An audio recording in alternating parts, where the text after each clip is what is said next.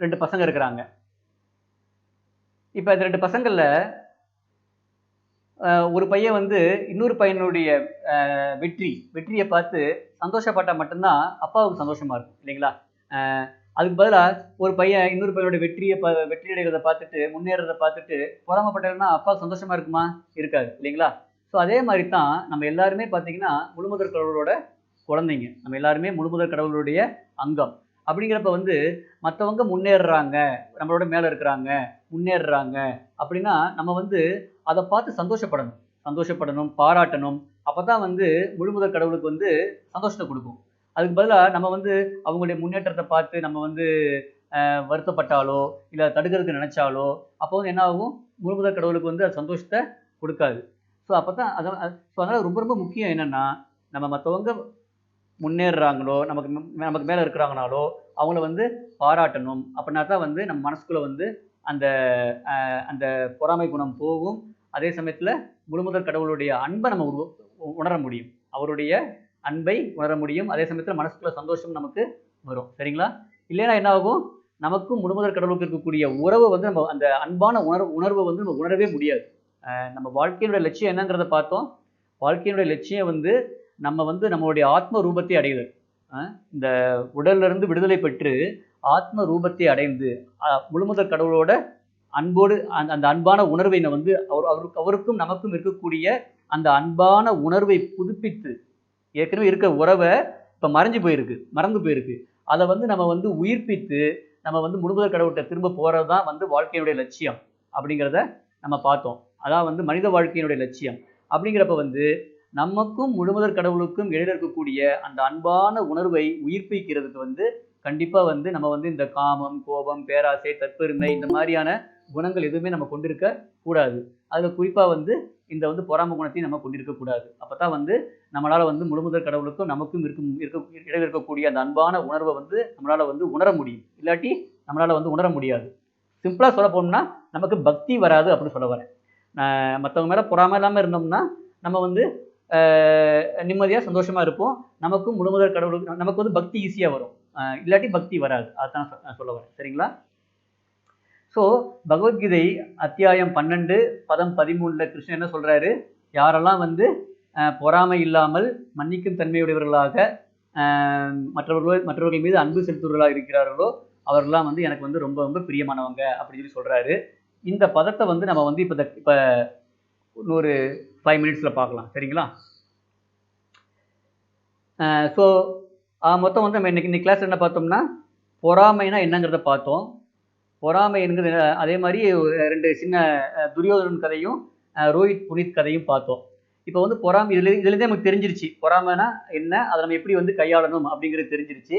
இருந்தாலும் சுருக்கமா ஒரு இது சொல்லிடுறேன்.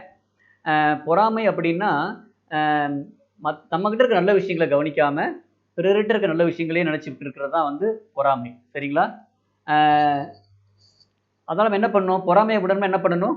நம்ம கிட்ட இருக்க நல்ல விஷயங்களை நம்ம வந்து லிஸ்ட் போட பார்க்கணும். மற்றவங்க இருக்க நல்ல விஷயங்களை நினைச்சுக்கிட்டு இருக்காம நம்ம கிட்ட இருக்க நல்ல விஷயங்களை நம்ம லிஸ்ட் போட்டோம்னாலே ஆட்டோமேட்டிக்கா வந்து நமக்கு வந்து பொறாமை வரவே வராது. நீங்க லிஸ்ட் போட்டு பாருங்க. நம்ம கிட்ட இருக்க நல்ல விஷயங்கள் உடல் ஆரோக்கியத்துல இருந்து, குடும்பத்துல இருந்து, நம்மளுடைய வேலையில இருந்து எல்லாத்துலயும் கொஞ்சம் சின்ன சின்ன குறைகள் இருக்கதான் செய்யும். ஆனா அதுக்காக வந்து அந்த குறைகளை விட்டுட்டு நல்ல விஷயங்களா நீங்க லிஸ்ட் பண்ணி போட்டு பாருங்க. நம்ம வந்து எவ்வளவு வந்து அதிர்ஷ்டசாலிகள் அப்படிங்கிறது தெரிய வரும். எப்பயுமே ஒரு கிளாஸ்ல வந்து பாதி கிளாஸ் இருக்கு, தண்ணி இருக்குது. அதை 2 விதமா பார்க்கலாம். ஒரு விதம் வந்து பாதி கிளாஸ் காலியா இருக்கே அப்படின்னு சொல்லி பார்க்கலாம். இன்னொரு விதமா எப்படி பார்க்கலாம்?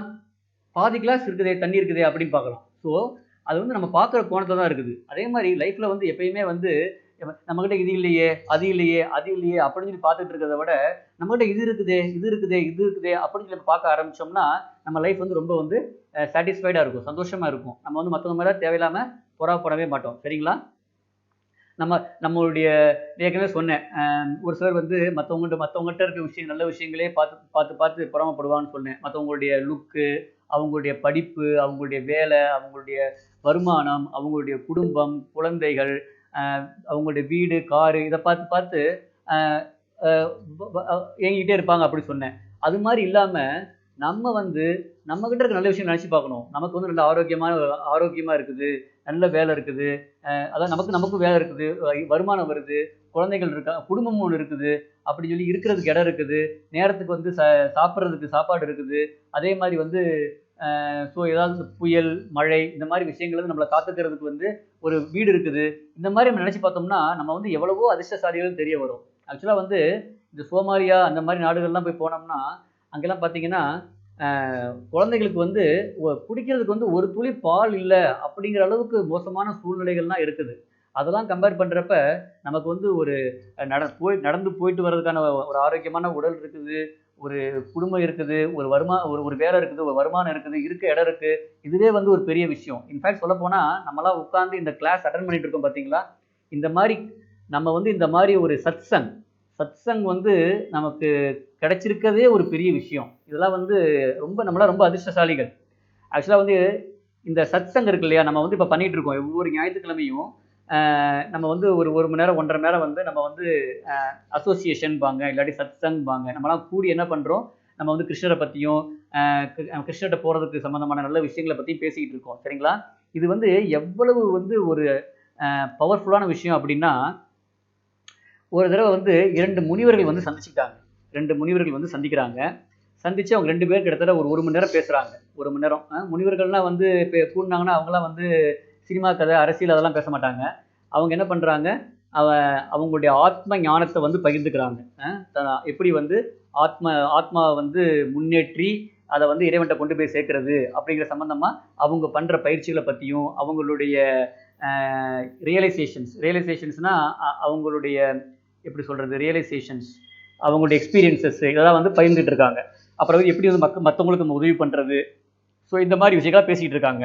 1 மணி நேரம் பேசி முடிச்ச உடனே, ஒரு முனிவர் அவங்க 2 பேரும் பிரியறதுக்கு நேரம் வந்துருச்சு. அப்போ ஒரு முனிவர் சொல்றாரு, "அ ரொம்ப நன்றி. இந்த மாரி வந்து இத ஒரு 1 மணி நேரம் வந்து நல்ல விஷயம் பேசுனதுக்கு வந்து எனக்கு டைம் கிடைச்சதுக்கு ரொம்ப ரொம்ப நன்றி. அ இதுக்கு இதுக்கு இதுக்கு நன்றியா வந்து நான் வந்து 1000 வருஷம் பண்ண தவம் பண்ண தவ பலன வந்து உங்களுக்கு குடுக்குறேன்" அப்படிங்கிறாரு. ஸோ ஒரு முனிவர் என்ன பண்றாரு, அவர் 1000 வருஷம் பண்ண தவத்தினுடைய பலன வந்து இன்னொரு முனிவருக்கு வந்து நன்றியா குடுக்குறாரு. ஏன்? அந்த அந்த 1 மணி நேரம் வந்து அவரு டைம் ஸ்பெண்ட் பண்ணதுக்காக. நல்ல விஷயத்துக்காக டைம் ஸ்பெண்ட் பண்ணதுக்காக. உடனே இந்த முனிவர் என்ன சொல்றாரு, சரி ரொம்ப நன்றி அப்படின்னு சொல்லிட்டு, நான் வந்து இப்ப நம்ம 1 மணி நேரம் விவாதிச்சோம் இல்லையா? 1 மணி நேரம் பேசணும் இல்லையா? நான் ஆத்ம ஞானம் சம்மந்தப்பட்ட விஷயங்கள பேசணும் இல்லையா? இந்த 1 மணி நேரத்துல எனக்கு கிடைச்ச பலன வந்து உங்களுக்கு குடுக்குறேன் அப்படிங்கிறாரு. உடனே இந்த முதல் முனிவருக்கு வந்து கொஞ்சம் அப்படியே ஒரு சங்கடமாயிருது. என்னடா இது நம்ம வந்து ஒரு 1000 வருஷம் வந்து தவம் பண்ண பலன வந்து குடுக்குறேன் அப்படிங்கிறேன். இவரு என்னடான்னா 1 மணி நேரம் பேசினதோட பலன குடுக்குறேன் அப்படிங்கிறாரே! அப்படின்னு சொல்லிட்டு அவருக்கு வந்து கொஞ்சம் சங்கடமா போயிருது. அத வந்து இந்த 2வது முனிவர் கவனிச்சிடுறாரு. ஓ!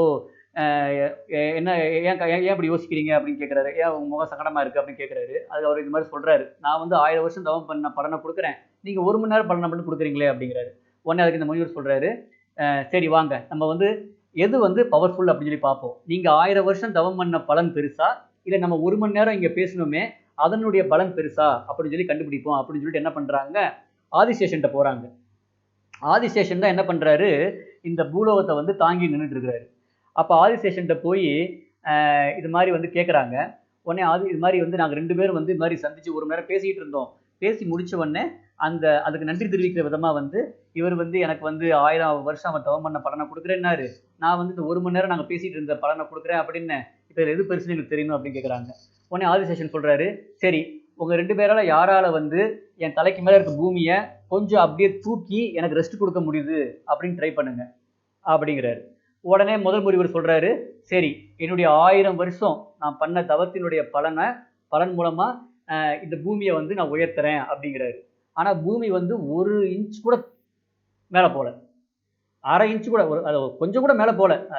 அப்படியே நிக்குது.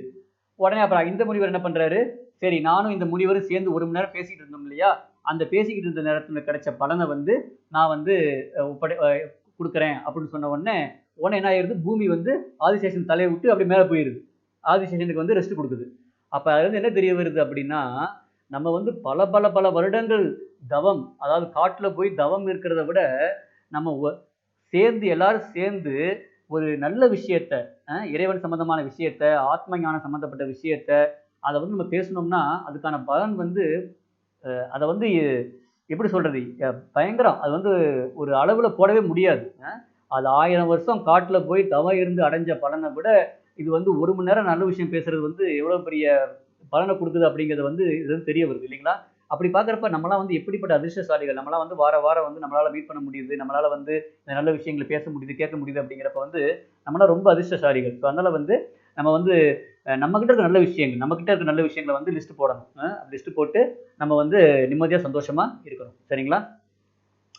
அப்புறம் அதே மாரி நம்மள விட யாராவது வந்து ஏதாவது ஒரு வகையில நல்ல முன் மு முன் கொஞ்சம் அட்வான்ஸா இருந்தாங்கனாலோ, நமக்கு மேல இருந்தாங்கனாங்களோ, நான் ஏற்கனவே சொன்ன மாதிரி அவங்க கண்டிப்பா ஏதோ நல்லது பண்ணியிருக்காங்க.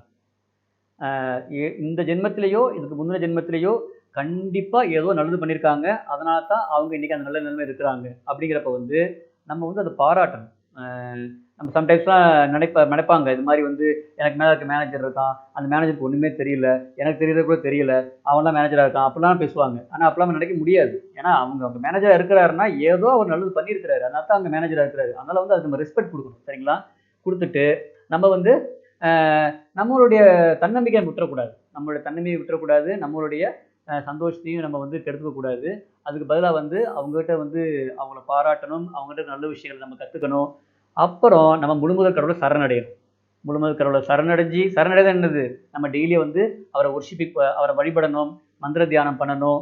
அப்புறம் வந்து நம்மளுடைய கடமைகள வந்து விடாம பண்ணணும். அப்படி பண்ணிட்டு இருந்தோம்னா பண்ணணும். அப்புறம் நம்மளுடைய கடமைகளுடைய அ விளைவுகள வந்து முழுமுதற் கடவுள் முடிவு பண்ணட்டும்னு விட்டுறணும். சரிங்களா? அப்படி விட்டுட்டு நம்ம இருந்தோம்னா, நம்ம வந்து நமக்கு எல்லாமே நல்லபடியா நடக்கும். கிருஷ்ணர் என்ன சொல்றாரு பகவத்கீதையில அத்தியாயம் 9 பதம் 22ல யாரெல்லாம் என்னை சரணடைகிறார்களோ, அவங்களுக்கெல்லாம் வந்து இல்லாதத நான் கொடுக்கிறேன், இருக்கிறத பாதுகாக்கிறேங்கிறாரு. ஸோ அதனால வந்து நம்ம வந்து யார பார்த்தும் இவங்க நம்மளோட பெட்டரா இருக்காங்களே, அப்படி இருக்காங்களே, இப்படி இருக்காங்களே அப்படின்னு சொல்லி நம்ம வந்து ஏங்கணும், பொறாமப்படணும்னு அவசியமே கிடையாது. நம்ம செய்ய வேண்டியது எல்லாமே மத்தவங்கட்ட இருக்க நல்ல குணங்கள பார்த்து, அத பாராட்டி அந்த நல்ல குணங்கள நம்மட்ட வளர்த்துக்கணும். நம்மளுடைய கடமைகளை இறைவனை சரணடைஞ்சு பண்ணணும். சரிங்களா? இறைவனை சரணடைஞ்சு, அவர வழிபட்டு, நம்மளுடைய கடமைகள பண்ணி, நம்மளுடைய கடமையுடைய விளைவுகள வந்து எந்த முடிவா இருந்தாலும் சரி, இறைவன் குடுத்தா அவர் அவர் முழுமுதற் கடவுள் கிருஷ்ணர் முடிவு பண்ணட்டும். அவர் முடிவு பண்ணட்டும். எதுவா இருந்தாலும் நல்லதுக்கா தான் இருக்கும். அப்படின்னு சொல்லி இருந்தோம்னா, நம்மகிட்ட இருக்கிறத கிருஷ்ணர் பாதுகாப்பாரு. இல்லாதத நமக்கு குடுப்பாரு. சரிங்களா? இவ்வளவு கேட்டதுக்கு அப்புறமும், இவ்வளவு படிச்சதுக்கு அப்புறமும் இன்னைக்கு நல்லா உற்சாகமா இருக்கும். அப்புறம் 2 நாள், 3 நாள் போக போக என்ன ஆகும்? அப்படியே வந்து இந்த நம்ம திரும்ப திரும்ப ரிவைஸ் பண்ணாட்டி, ஆட்டோமேட்டிக்கா அந்த பழைய பழக்கம் நம்ம மனசுக்குள்ள வர ஆரம்பிக்கும். அந்த ஏக்கம், பொறாமைலாம் வர ஆரம்பிக்கும். அப்ப என்ன பண்ணணும்? அந்த ஏக்க உணர்வு, பொறாமை உணர்வப்ப டக்குனு நம்ம என்ன பண்ணணும்? ஹரே கிருஷ்ண மந்திரத்த சொல்லி நம்ம கேட்க ஆரம்பிக்கணும். ஹரே கிருஷ்ண கிருஷ்ண கிருஷ்ண ஹரே ஹரே, ஹரே ராம ராம ராம ஹரே ஹரே அப்படின்னு சொல்லி நம்ம கேட்க ஆரம்பிச்சோம்னா, அந்த எண்ணம் தானா ஓடி போயிரும். அந்த பொறாமை எண்ணம், அந்த மந்திர எண்ணம் மனசுல வந்த உடனே என்ன ஆயிரும்? ஆட்டோமேட்டிக்கா பொறாமை எண்ணம் தானா நம்மள விட்டு ஓடி போயிடும். இல்லாட்டி என்ன பண்ணலாம், உங்களுக்கு பிடிச்ச அழகான கிருஷ்ணருடைய உருவத்தை நினைச்சு பார்க்கலாம். ராதா கிருஷ்ணா உருவத்தை நினைச்சு பார்க்கலாம். அது மாதிரி மனசுக்குள்ள வந்து இறைவனை கொண்டு வந்தீங்க.